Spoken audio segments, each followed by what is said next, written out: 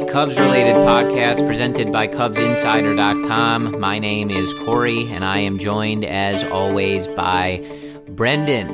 This episode, unlike our last, we are back to our family-friendly programming. Brendan and I may take a moment to recalibrate that. We have to remember that we can't just say whatever we want, and you know that we do. But it's probably for the best that we save those episodes for when they're really necessary. But hopefully you enjoyed that. And today we're going to be taking a pretty different tone. That tone was more of anger and catharsis and vitriol. Today's tone is going to be a little more melodramatic, a little more emotional. And as we are coming to you on this Sunday, the Chicago Cubs season is over. They finish with a loss to the NL Central champion, St. Louis Cardinals. I apologize for having to... Why did you say that? Why did you have to even say that? I apologize for verbalizing it, but the Cubs did that to us, so I think it's fair to point it out. But the Cubs win a couple games in this series. They try to play spoiler, at least to force the Brewers and the Cardinals into a game 163, but the Brewers not living up to their end as they get walloped by the Colorado Rockies for the majority of the weekend. So we are coming to you today. The season is over. 162 games have been played, and the reason that today's episode is going to be a little more emotional and melodramatic is because, as of this moment, Brendan, Joe Maddon is the former manager of the Chicago Cubs. Theo Epstein and the Brain Trust, along with Joe Maddon, getting together with the media before Sunday's game and announcing that their 5-year relationship would be concluding at the end of Sunday's game. Obviously, Joe not on a contract. His contract ends when this season ends, so he was not fired, something that, for whatever reason, needs to be made clear to a lot of people. He was not fired. He just was not offered a contract extension. So Joe Maddon is no longer the manager of the Chicago Cubs, and I can't see into the future, Brendan, but I would assume that is pretty much all we're going to talk about here on this episode of the Cubs-related podcast. And with that introduction, I will throw it to my co-host, Brendan, who owns a Joe Maddon jersey. So I am hoping for his sake that he's able to get through this podcast without you guys being able to hear the tissues and the sniffling going on in the background. But if you do, I think we're all on the same page there, Brendan. What struck us the most as fans, at least for me, is Joe was relatable, man. I mean, the stuff he was saying immediately coming over to the team was directed at baseball, but I mean, you can extend that to any life philosophy, man. And so I think among all of Joe's antics, among all of Joe's Madden-isms, if you will, the guy was the most relatable Chicago Cubs manager in my lifetime, and more than likely one of the, if not the most memorable managers in all of our lifetimes forever. I mean, he was the guy who quite literally, Corey, changed the way we think about this team in high-pressure moments, the way we think about this team's comfort level in any type of playoff scenario. I think there was always a sense of doom and gloom, no matter what the circumstances were for playoff teams, and Joe erased all of that. He erased all of that the moment he came over. He destroyed the St. Louis Cardinals in his first year as Cubs manager in 2015. Took them 5 years, guys. 5 freaking years for the Cardinals to get back, or 5 seasons, whatever it is. So, Corey, I think I speak for you as well. Thank you. Sincerely, genuinely thank you for everything. The daily grind of the baseball season, the 162-game schedule, is always going to lend itself to nitpicking and complaining and relitigating everything that happens on the field. And I think that you would be unlikely to find any fan base that on a daily basis is really supportive or happy with every single decision that their manager makes. It's just sort of the nature of the business, right? A lot of these decisions are easy to second guess in the first place. They're definitely easy to second guess in hindsight.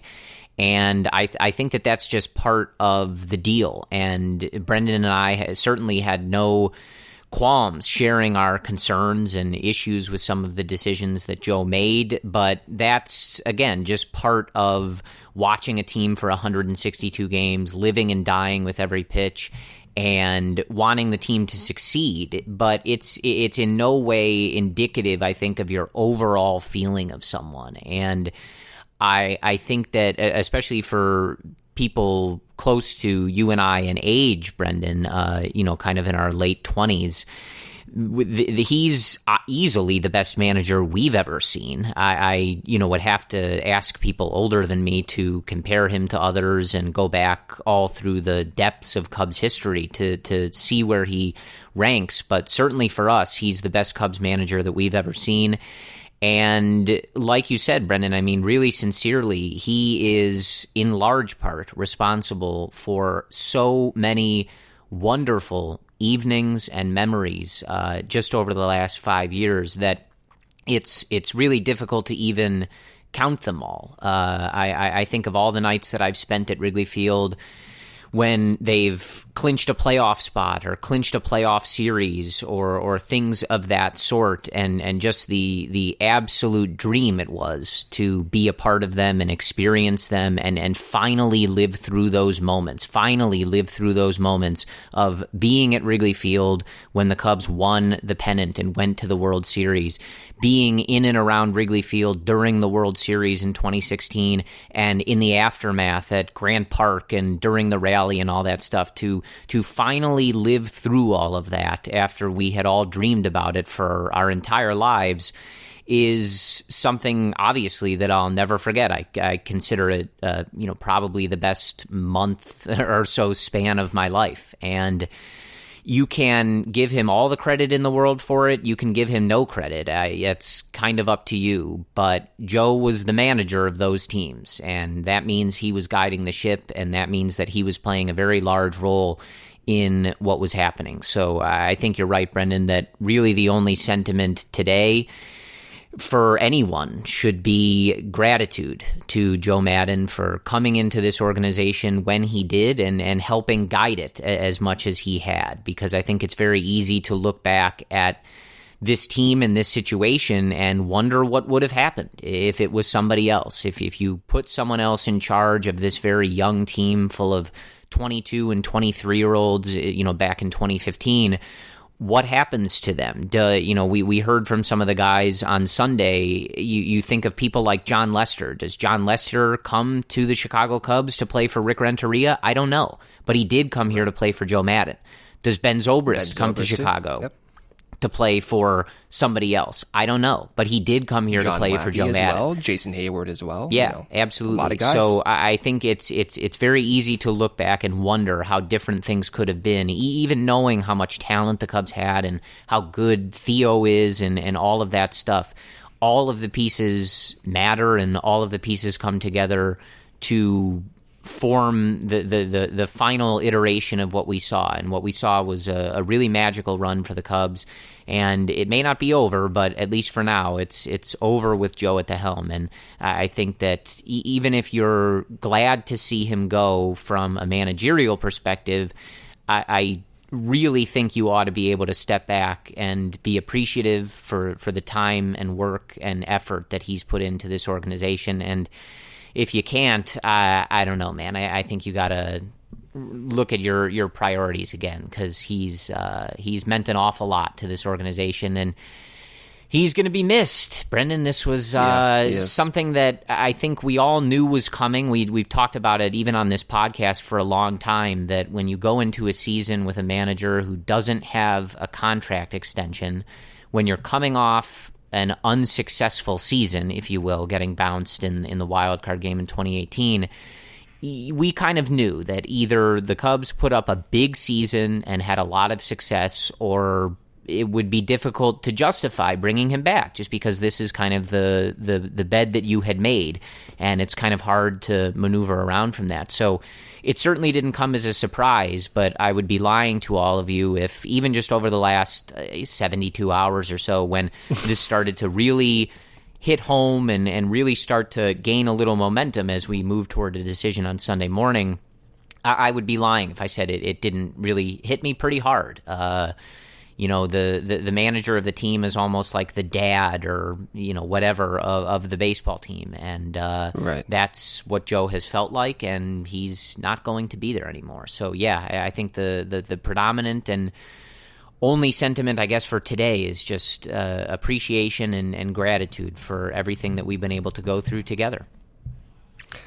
Yeah, I have one distinct memory of Joe that always stands out for me, and it's that 2015 spring training that I went back out to Arizona, and it was the first where you could feel like a tangible sense of optimism at Sloan Park, that being, I think, the third season or the second season of it being open. And so I'm there, watching BP, doing the whole thing that normally a lot of us do. And out comes Chris Bryant running through the dugout, right?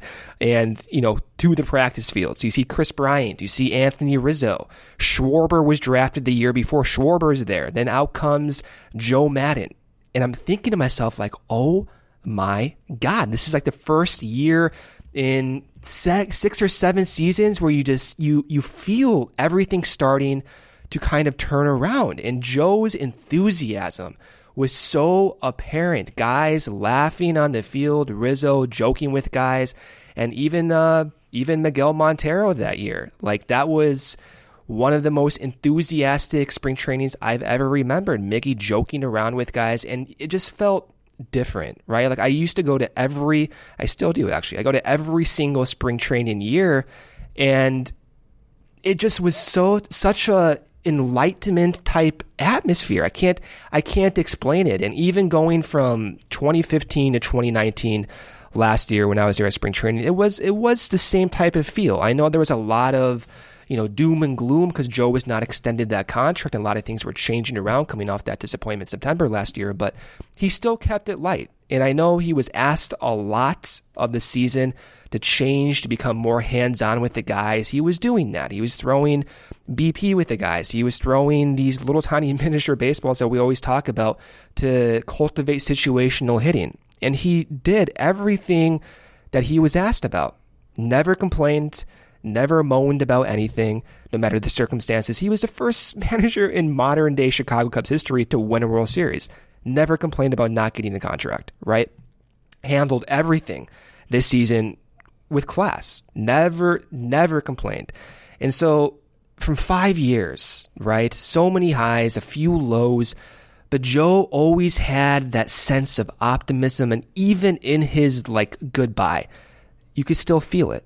He'll always be remembered as a Cub, but from day one, Corey, him stepping into Sloan Park, seeing all the young guys sprint across the diamonds, go to the practice fields, and seeing Joe pop out of the building, it was like, okay, we've arrived. And every single season since has been nothing but optimism, fun for the most part, a few disappointments, but it was more than I think any of us, at least for me, could have asked for. And you guys can get tickets to next year's spring training or throughout any off-season basketball game, football game, concert through SeatGeek with millions of live event tickets and a price match guarantee. SeatGeek proves there's a better way. Search sports, live music, comedy, and more.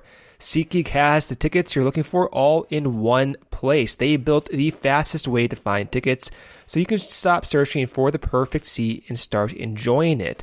Why is SeatGeek better than the rest? A quick look at the App Store shows over 50,000 5-star reviews. How is that for customer satisfaction? It is just a better process. SeatGeek pulls together millions of tickets from all over the web. Then it rates each deal on a scale of 1 to 10. Finally, SeatGeek displays them on an interactive, very easy-to-use seat map. SeatGeek breaks down the details. Green dots mean good deals.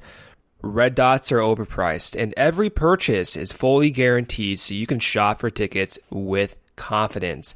I always use the SeatGeek app no matter what sporting event, baseball, football, basketball, to buy tickets. I will always use it to buy spring training tickets because I know when my family comes in town, I have to buy like 8 to 10 tickets at one time. I know I can buy them. I can email them right to my family friends. They can get them. They know what to do. It's just a really fast process. Takes about 5 minutes. Best of all, SeatGeek will even give you guys, the listeners, $10 off your first SeatGeek purchase. All you need to do is use our promo code. Download the SeatGeek app today and use promo code CubsRelated for $10 off your first purchase. That is promo code CubsRelated for $10 off your first purchase. Yeah, absolutely. And going back to like when he first joined, I think it's an interesting juxtaposition to where we find ourselves today, because I think you can certainly debate whether he is the right person to lead this team going forward, but I don't think that you can debate that he was the perfect person to start this era of Cubs baseball. And we talk about this a lot, but one of Joe's greatest strengths is understanding young players and doing his best to really mindfully put them in a place to succeed. And I think when you look back at those 2015 and 2016 Cubs rosters and you factor in guys like Chris Bryant and even Javi, who was still going through those adjustments, Addison Russell coming up, Jorge Soler, Kyle Schwarber, etc., all these guys coming up and making their major league debuts and being asked to do so for a team that was competitive right away in 2015. Even Wilson Contreras in Right. 2016, man, he comes in and he takes away the starting catcher role from one of the most savviest veteran backstops in terms of pitch calling and framing that we've seen in quite some time. Right. And did it with success. So I think that Joe is the perfect person for all of those guys, and putting them into a situation where not only is he balancing getting these guys on the right path for their career and helping them adjust and putting them in those situations to succeed, but doing so while also trying to shoulder the burden of what was, and no longer is because of him, a 108-year World Series drought. And I really can't underline how difficult a task that was. And again, I really mean this. I really don't know how many people that we know in the game of baseball that could be a manager or have been a manager. I really don't know how many of them would have handled that as well and successfully as Joe Maddon did. And I might say that nobody else would have. He's just the perfect person for that timing and that particular situation to be able to pull that off. And the Cubs... And it was fun, too. Like, that was the aspect. Of course, winning's always going to be fun. But when you watch a team 162 times a year, like, that's half your year that you're listening to these guys talk. And it's the most unique sport because of that, right? Like, you look at these Bears games, you look at any football, basketball, you don't really get to understand coaches on that type of level. And you knew what Maddon's mantra was. You knew what to expect every single day. The consistency was absurd, Corey. And that's what I'm going to miss the most. You can get into the on-the-field decisions, whatever, right? But even when the Cubs were losing, when they went down 1-3 in the World Series, Joe was optimistic, and it provided a sense of comfort. Even during 2015, when they went down 0-3, there was a distinct tweet. I'll never forget reading this. And one of the beats was they were saying Joe was playing like Rocky music. And then the very next year in 2016, guess who's playing Rocky music, Corey? Anthony Rizzo, after winning Game 5. So you the effects are there, right? But just his levity, it was so refreshing to have a manager not take everything so seriously, coming off years of Lou Piniella and Mike Quaddy, and Renteria was a little bit different, but the Cubs have had so many serious managers over my lifetime, Dusty Baker too, of course. It was so refreshing not to have to dwell on these losses, on the bad times. Joe had a way of spinning it off in some type of encouragement. It was very unique. Yeah, and I think a really good example of that and the value of Joe's philosophy, especially early on, is Javi Baez. And I think it's very easy taking nothing away from Javi, I think that Javi's the type of person who would find a way to succeed in spite of almost anything. So I don't want to take that away from him, but he even talked today like, Joe let Javi be Javi, and how many times Joe has talked so specifically about that. And when you look at the player that Javi is today, and you think back to all the concerns that surrounded his game when he first came up and when he was developing as a Cubs prospect, and again, it's a similar thing. Like I do think that Javi would succeed no matter what. He's just that kind of person.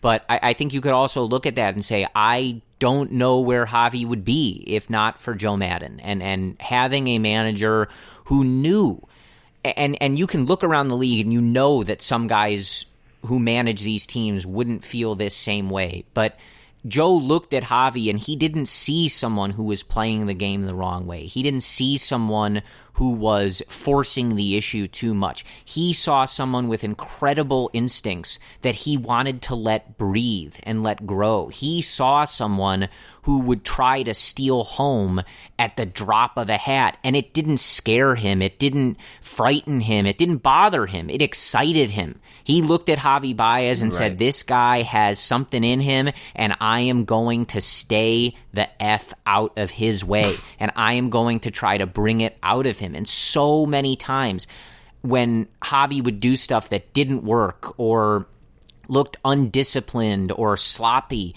Joe would get asked about it and how he would coach it and things like that. And so often we heard him say, I'm not going to coach that out of him. You got to let Javi be Javi. And I think that speaks so much to who Joe is as a person and a manager, that he looks at someone like Javi and he knows what's in there. He knows that the instincts and the ability that Javi has is so good in nature, and not to get in the way of that, because it's not how a lot of other guys play, and some of it isn't by the book and all that other stuff. And I think that we're all very lucky that Joe was the one that was given the keys to that early portion of Javi Baez's career. Because again, I'm not sure what that looks like with a different guy. You look around and you think what Javi Baez's career would be like if his first manager was Mike Matheny or Joe Girardi or one of these guys who just doesn't like the way that guys like Javi play the game, right? And Corey, too. Like, that was Javi's sophomore season when Joe Maddon was hired by the Cubs. And Javi was coming off, quite literally, no exaggeration here, one of the worst contact rates in Major League history when he was first called up, at 59%, okay? What happens? Joe Maddon gets hired. 2 months later, he's in Puerto Rico talking to Javi Baez, meeting Javi Baez personally. There's a picture of it. Javi looks so young, just looking at it right now. But Maddon was the type of guy who made people feel comfortable in failure.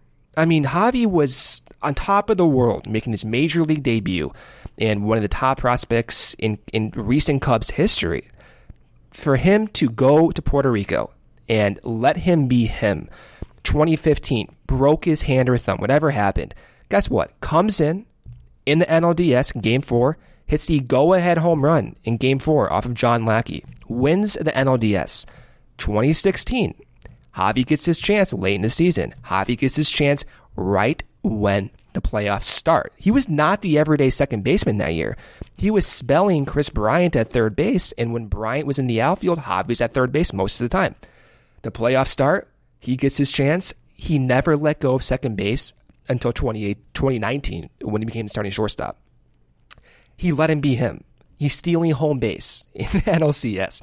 He's making and forcing errors all across the boards for the next 2 seasons.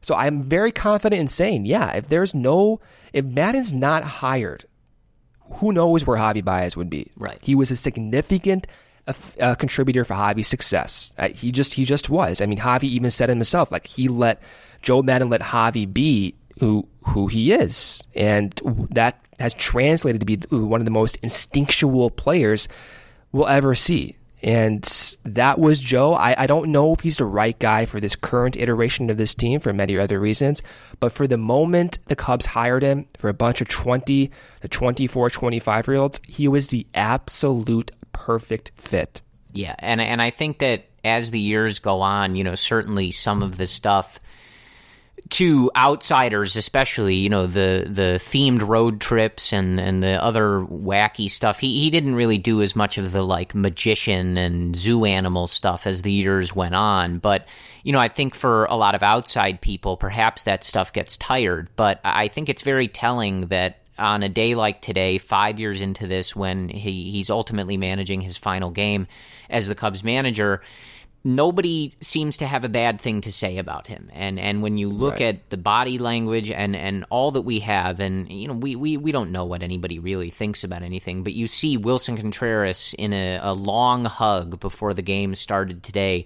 You hear Anthony Rizzo talking about how much he enjoys talking to Joe on a human level about life and baseball and anything. You hear Javi Baez, like we said, talk about Joe Maddon and what he's meant to him. I think it's very telling because you see it go the other way a lot. This clubhouse never turned on him. He never lost this clubhouse. And again, that's hard for us to know for sure, but you can usually tell these things, and usually these things leak out, and it's very visible and readily apparent that there's just rampant problems, and that didn't happen here. And for all intents and purposes, I have more of a worry today that the clubhouse is going to be pissed at Theo for getting rid of Joe Maddon than I do that they were hoping he would be gone. And I think that's very telling that he went through this whole process. He did things his way, and his clubhouse stuck by him. His people loved him from the minute he got here to the minute that he left. And even in spite of 2 straight seasons where the ultimate results were not what you wanted, these players were still with him. These players still talk about how much they love him and how much they don't feel that he should be wearing the burden for this. And I think that's very telling to who Joe is and the kind of relationship that he's able to develop with these players. And it's not something that's easy to replicate, and it's going to be a tall task for Theo and company to find someone to try and replicate that, and certainly an even taller task for that person to come in and fill Joe's shoes, because he had a lot of success and he did things in a particular manner that I'm not really sure how we can expect somebody to come in and replace that. But I guess, and I'm sure we'll continue reminiscing about this stuff in particular. I suppose as good a time as any to just reiterate, as perhaps we get into more of the decision surrounding this. Joe Maddon was hired in 2015. The Cubs made the playoffs 4 times. They won the NL Central twice. They were a wild card team twice. They won a pennant once. And as you may remember, as we're always fond of reminding you, Joe Maddon led the Chicago Cubs to the 2016 World Series championship, which they won for the first time in 108 years. If you look in center field at Wrigley Field, there is a banner that says 2016 World Series champions, and the manager of that team was Joe Maddon. So I think just a good point to remind everyone of what Joe was able to accomplish here. And if you want to go take a look at which other Cubs managers did those same things, namely winning a World Series, you can get back to me whenever you want. I'll be waiting. But Brendan, I guess it's as good a time as any, as we're probably about near the halfway mark here of this particular episode. What's your gut reaction here? We talked about how we knew that this was going to happen, and I think I said even in the last episode again, he didn't come in with a contract. The whole expectation was urgency. We need to be better than losing in the wild card game and our offense falling off a cliff. Yada yada yada. We changed all the coaches again, etc.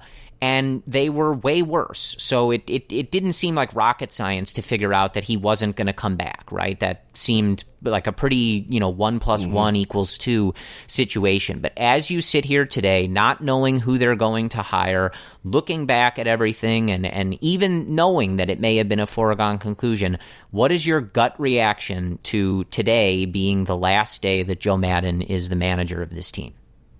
Oh, it's sad. It's jolting even though you expect it. But my gut reaction is this is one of several moves that will draw the same reaction. It's going to be an offseason of reckoning.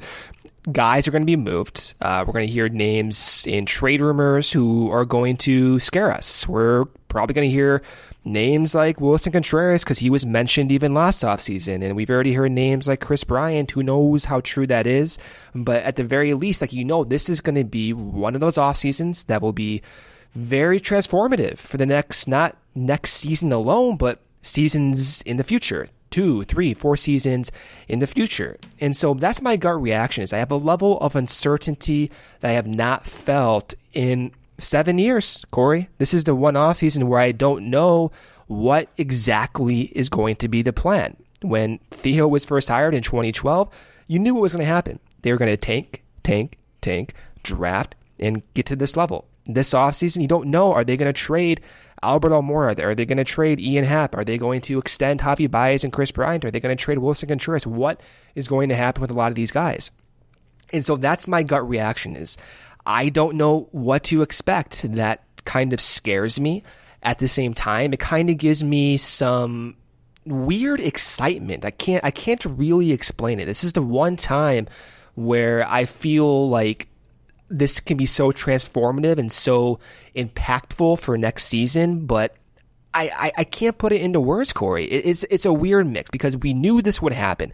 We knew Joe Maddon would be gone for at least the last 3 weeks. And watching like David Ross be interviewed on ESPN right now, go look at that interview. Ross looks like he is desiring that job. There's a few quotes that I'll find in a few seconds here. But you're going to hear David Ross talk about potentially being hired. You're going to hear Mark Loretta's name come up. You're going to hear former recent players who have just retired like Carlos Beltran's and others, their names come up as well. So it's uncertain. It gives me some anxiety, but at the same time, in a weird sense, moving on, I am excited. I really am. I think this team has a bright future for 2020. I think some of the lower level prospects in this system are coming into their own, like Brennan Davis and Miguel Amaya and Braylon Marquez. And I know the farm system in the last 5 years has not been that productive, but seeing Jason McLeod moved off as well, the intention, the effort is there. Joe Maddon being let go or not returned is the first of many steps to come in this offseason. That's going to be the most transformative, I think, since maybe 2014, 2015 when we hired Joe Maddon. Yeah, I think we're mostly in agreement there. I think I don't know if this is the outcome that Joe deserved. I don't think so. I mean, I think that putting too much of this on him, as we've discussed at length, certainly. Well, I'm not saying he deserved. No, I'm not. This is my own. This is my own opinion. Okay.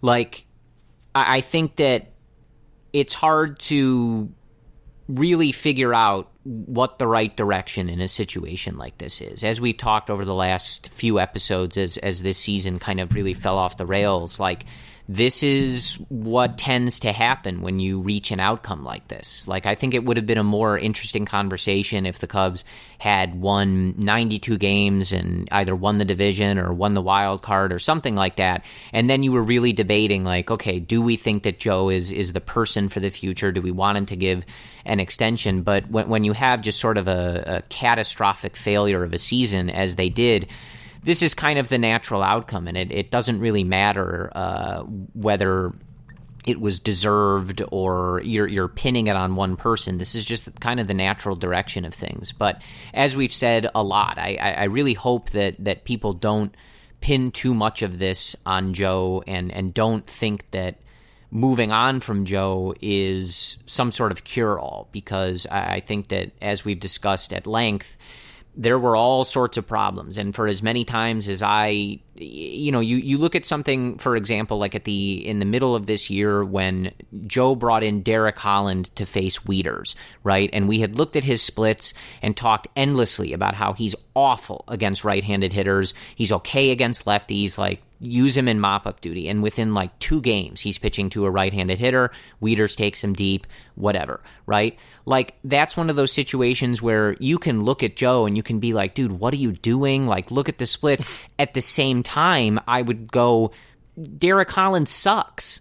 Don't give him Derek Holland, Theo, right? So I think I just use as an example of like, you can nitpick stuff that Joe did decision-wise, but ultimately he's only responsible for just that, like those particular decisions. He doesn't control the entire organization. He's not responsible for drafting these guys. He's not responsible for developing them in the lower levels. He's not responsible for who gets called up, who gets sent down, who gets traded, who gets acquired, etc. So it's an organizational thing, but my stance on this, and I've wavered on this a lot over the last week or so, is my answer on whether this was the right move or not depends on who they hire. And perhaps that's hedging a little bit on not offering an opinion on whether this was right to do to Joe or not. But it all depends on what your plan is and who you're planning to replace him with and why. Because I think you've had a lot of success. You know what Joe brings to the table. You know what his weaknesses are. You know what his strengths are. And he has a huge reputation and persona in this clubhouse. And if you're planning to replace him with someone worse than him in some of those same areas, or someone who doesn't have experience, or, who knows, right? And the list of candidates is going to be fairly long. I think that's what's going to determine how I feel about this, because I think that I understand where the organization is coming from in this is not a good season. We're trending the wrong direction. Players aren't developing. It just feels stale at the moment. The whole thing feels stale and not headed on the right trajectory.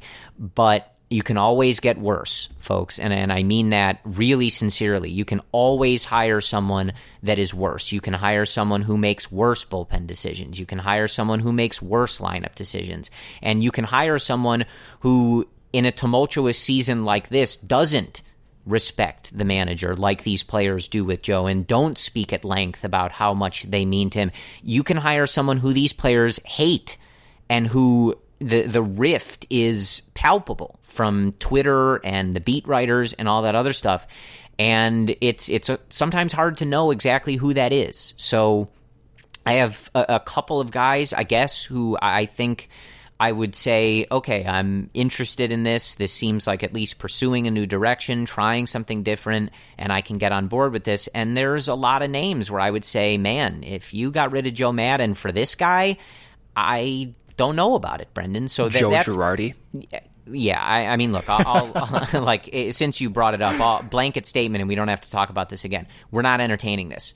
Joe Girardi got fired from the Yankees for a lot of different reasons. The Yankees are a very similar team to the Cubs. A lot of money, expectations, big players, big personalities, etc. Big-time front office personalities as well. Celebrity GMs and presidents, if you will. Brian Cashman and Theo Epstein, I think very similar in a lot of regards.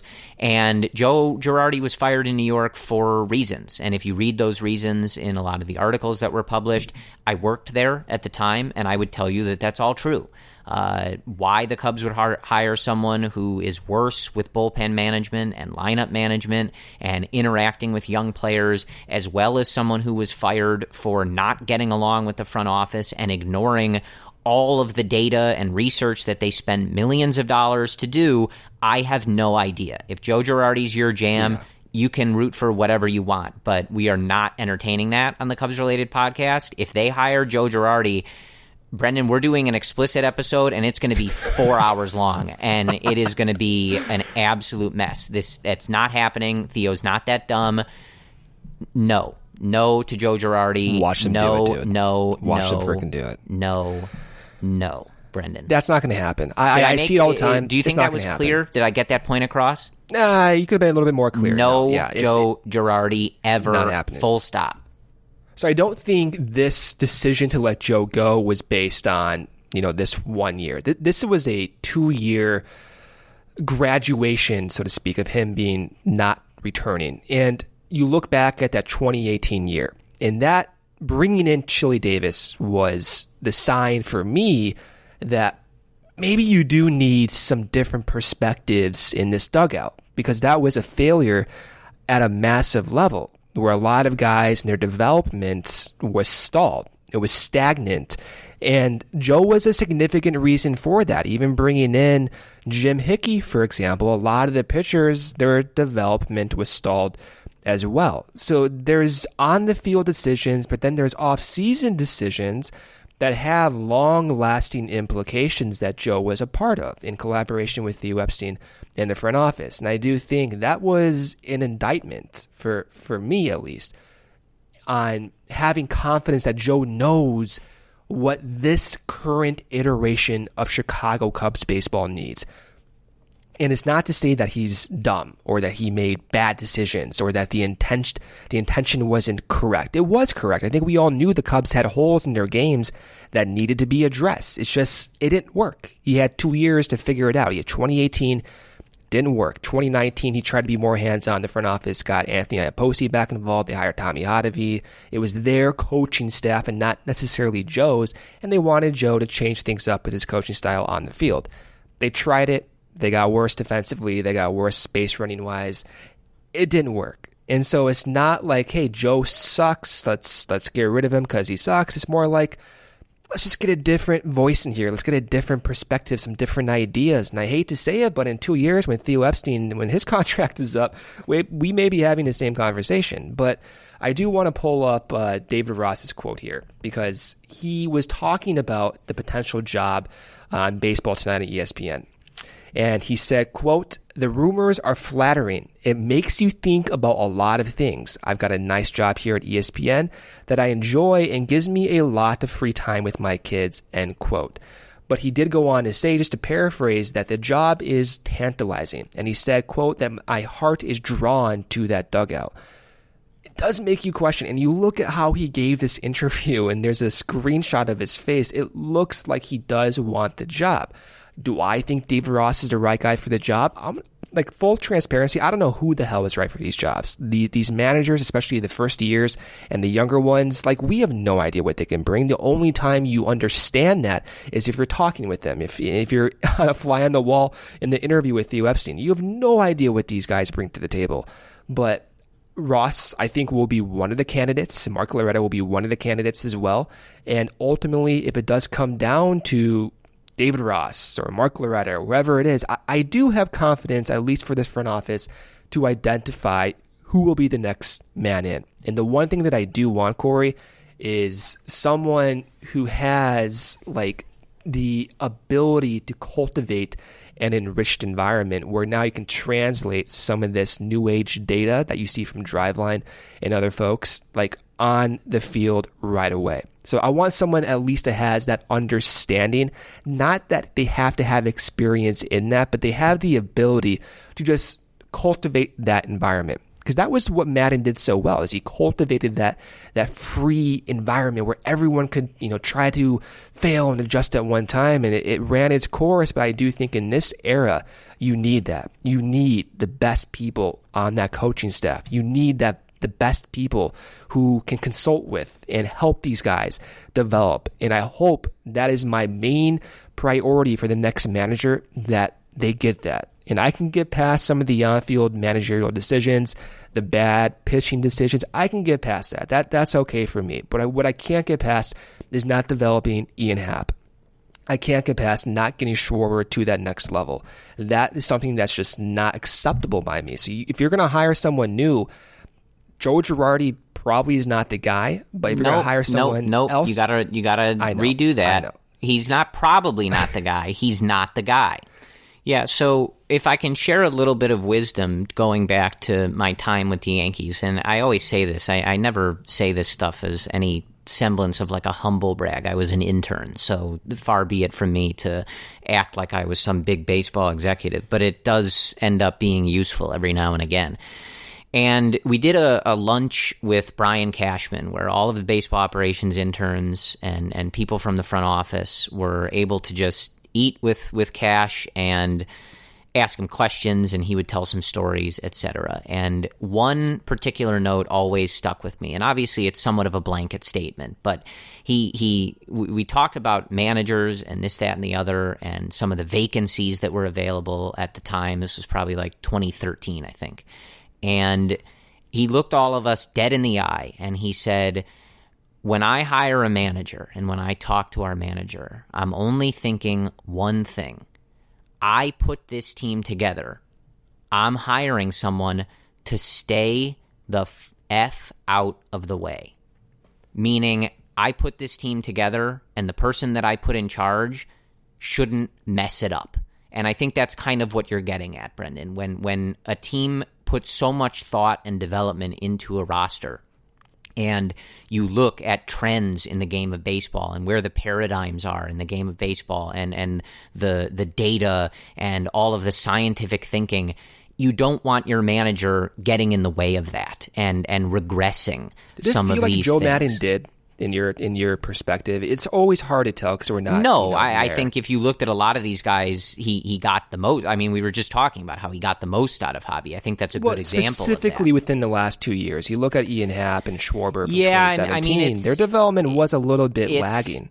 It's tough, yeah, and part of that, I think is kind of that balance that Joe has tried and most times succeeded at. But part of that is that balance of this is a competitive team, and while you may have a certain plan for a guy, sometimes that doesn't always square with we need to win games today, right? So yeah. I think that's tougher to figure out. But I only bring up that Cashman quote to kind of illustrate what you were saying from a high level executive, which is basically like we're putting so much thought. We have so many different beliefs and visions for these players, and maybe certain managers don't bring it all out, but certain managers definitely get in the way of it, right? And You look at Schwarber, I think, is a good example, and I think Joe has done his absolute best to get the most out of Schwarber, even in times to a fault, right? Like when Schwarber hasn't been performing, Joe has still been trying. We got to get him going against lefties, this, that, and the other. Like, how many times do we hear that stuff?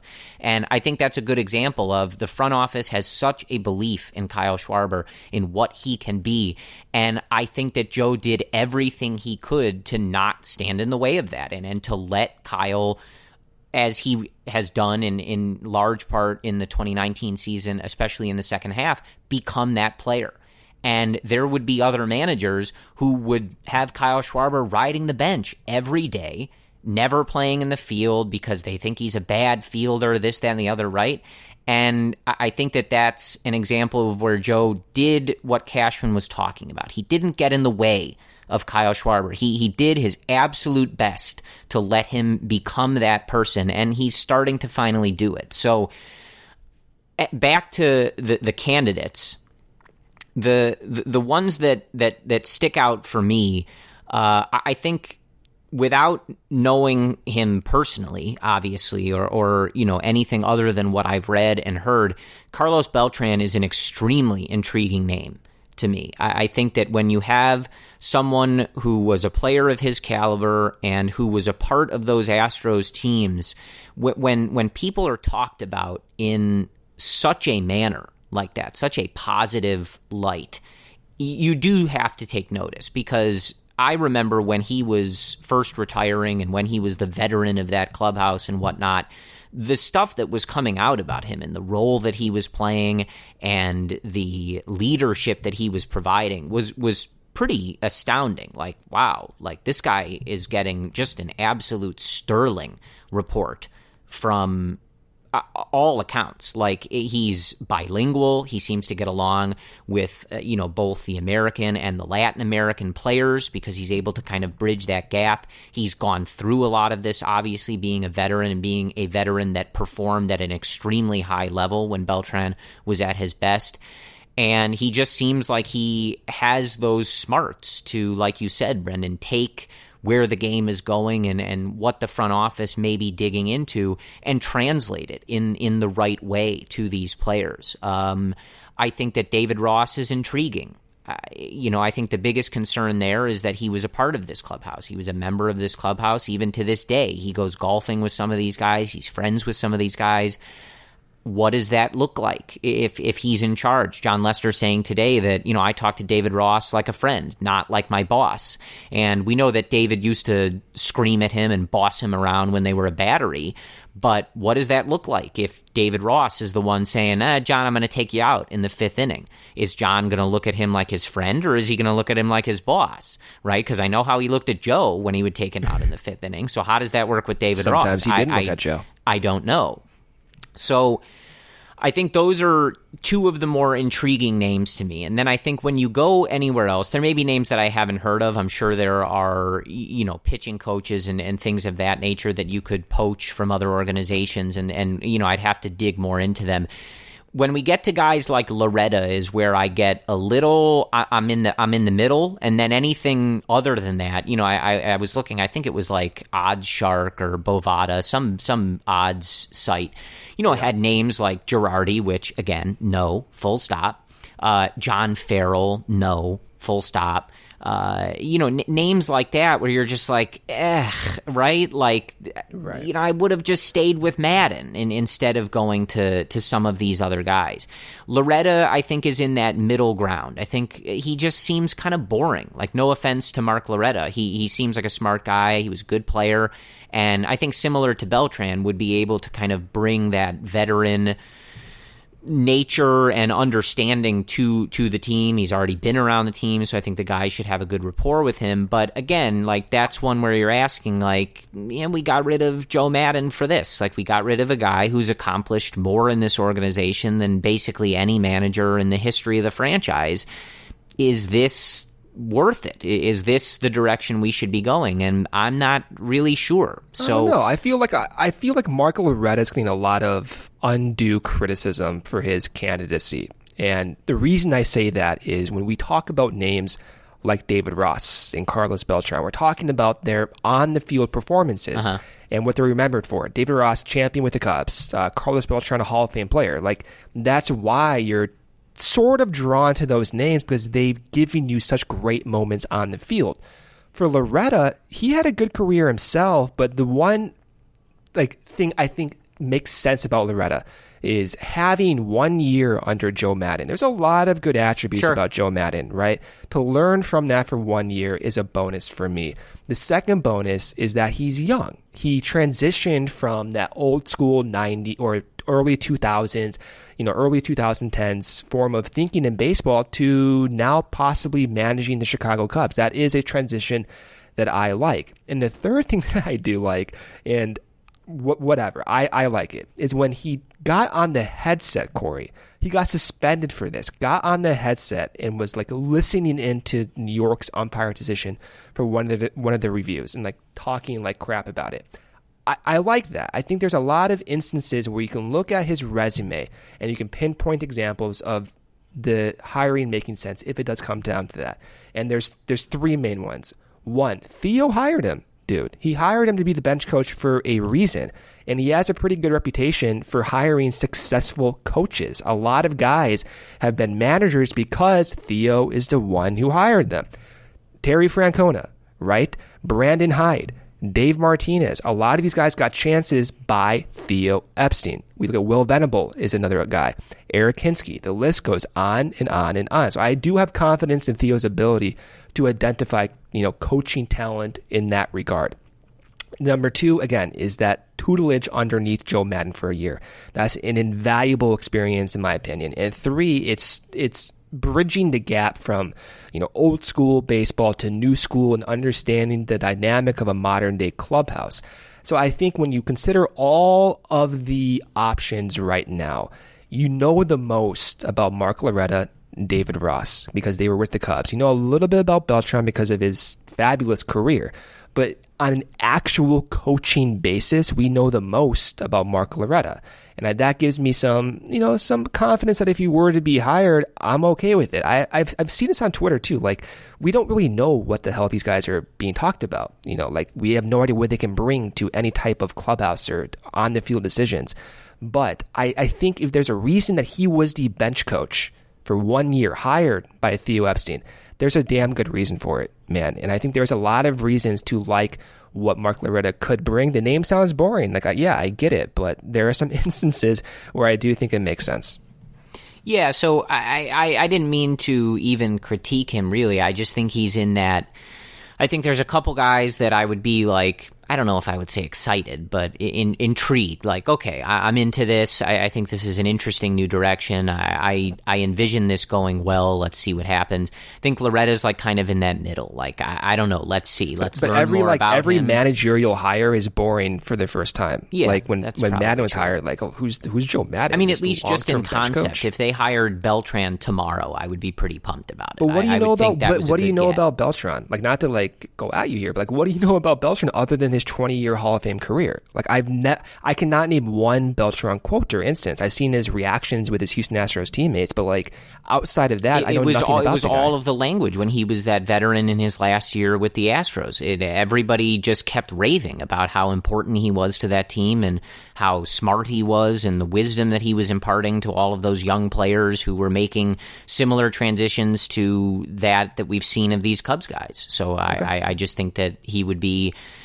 Again, really what it stems from is just like we're letting go of someone who accomplished an awful lot in Joe Maddon and who everybody seemed to love on a personal level. So I'm just looking for anything that makes me say, okay, like I'm intrigued by this, right?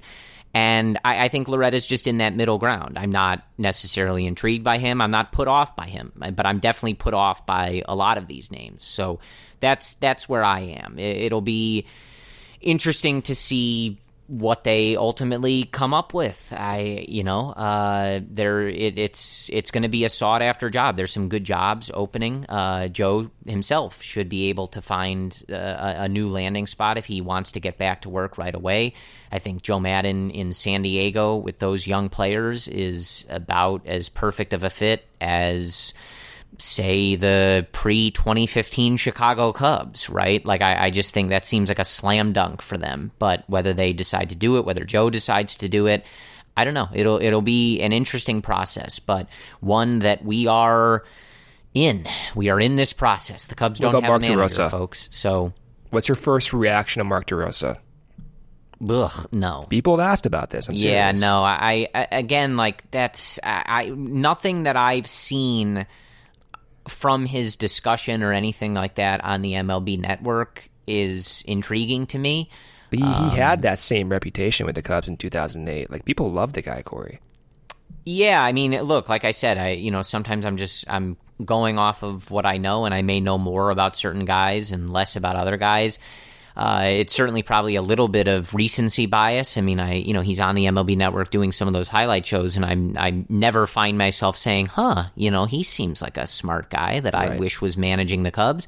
But, obviously that's on TV, so maybe that's not a particularly fair way to be looking at him. But it'll be an interesting process, and, I don't know when they're going to begin this hunt in earnest or when they'll start interviewing people. I don't really know. It's been a while since we've done this, so we'll see. The only other thing, Brendan, you don't have a series to preview anymore because the Cubs don't have baseball games to play anymore, which is lame and depressing and a nice way to bring this podcast even further down into the depths of our emotions. But I do want to finish, and we'll touch on this when we speak next, but we don't have official word on this, but Ben Zobrist does pitch in Sunday's game. He ends his outing by striking out Yadi Molina. Some nice movement on that last pitch. He got a little bit of sink action on that one.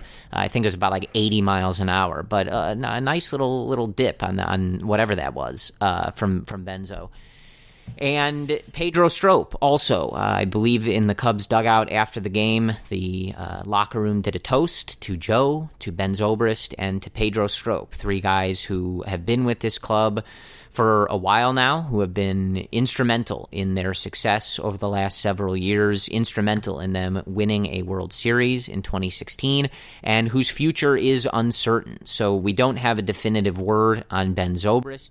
Seems plausible, if not likely, that he will hang it up and call it a career.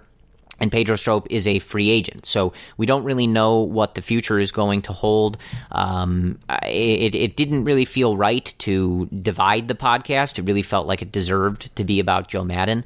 And again, we'll touch on those two guys if and when they do officially move on. But this is, kind of a changing of the guard day for the Chicago Cubs. There's going to be some new faces, and there's going to be some staples, some pillars of this team who just aren't there anymore. And it's a bit of a sad day, but regardless, we are very appreciative that those three men were a part of this organization and for everything that they have provided us on the field, off the field, and anything in between. So, Brendan, I will throw it back to you for any final thoughts as the last Cubs-related podcast where Joe Maddon is our manager. Oh, man.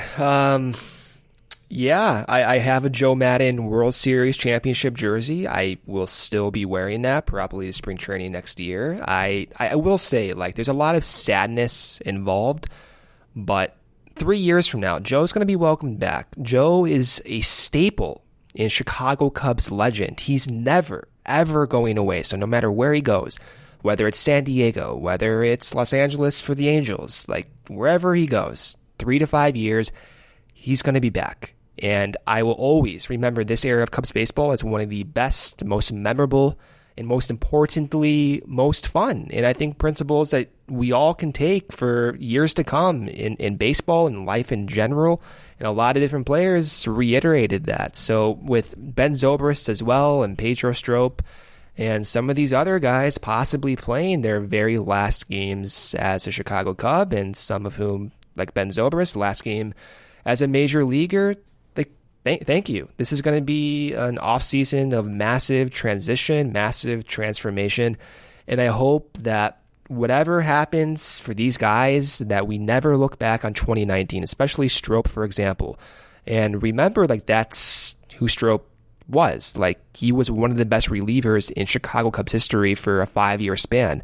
2019 was one defined by injuries, by age, and Pedro, despite all of that, came back from the injured list multiple times, pitched through a lot of injuries. His velocity went down almost immediately after facing a knee injury, hamstring injury, whatever it was, right? So, genuinely, thank you. And I can't wait to see what the future holds for this current Chicago Cubs team. But I also, I can't wait to see these guys welcomed back in a different tone. And I think when we look back at this era of Cubs baseball, I know a lot of people are comparing this to the '85 Bears. It's not that. This is not that. Baseball is a weird, goofy sport, and Maddon was one of the most successful managers in any 5-year span in Major League history. Man, he won, 2 divisions, over 400 whatever games it was. He went to the NLCS his first 3 straight years. He was a few games away from going to 3 World Series, if you want to look at it like that. Huge success, and for that, I will always wear his jersey. I don't care if I get any crap for it. The guy changed baseball culture for me, how I view it as a fan, and I will always hold that near and dear to my heart, Corey. I don't really think I have much to add to that. I think that was a fitting send-off. I kind of said it in the beginning, but there have been many an unforgettable night at and around Wrigley Field since 2015, and Joe was driving the ship for all of those evenings, and I will never forget him for it, and I will be forever grateful for it. So we will talk to you guys soon. We'll keep you guys aware of what the schedule is going to be. As we always say, we don't really like to ask you guys to download and listen to these episodes if we don't have anything to talk about. So we'll see what goes on with the Cubs and keep aware. I am at CF Cubs Related on Twitter. Brendan is at Cubs Related. So stick with us there, and we will let you know what the schedule is going to be. Obviously, we're not in the free agent and trade period yet. The other teams that were fortunate enough to make the MLB playoffs will be playing. So there may not be a lot going on. So just stick with us. We'll keep you guys updated on that.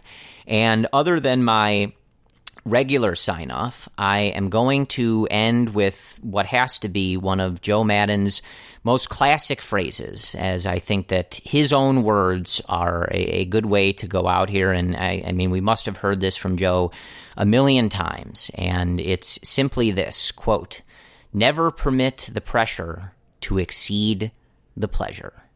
Go Cubs.